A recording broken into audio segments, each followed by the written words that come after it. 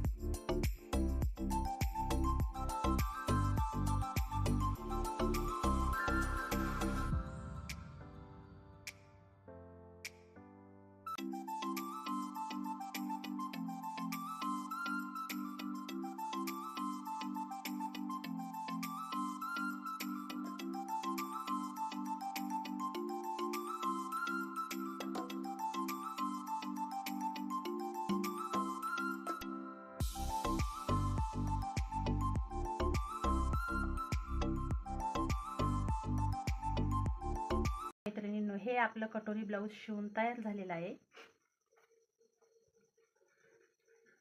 ही मी सगळ्यात सोपी पद्धत तुम्हाला अस्तर ब्लाऊज जोडून कसं कटोरी ब्लाऊज शिवते ते दाखवलं डायरेक्ट. बिगर अस्तरचं ब्लाऊज नाही दाखवलेलं.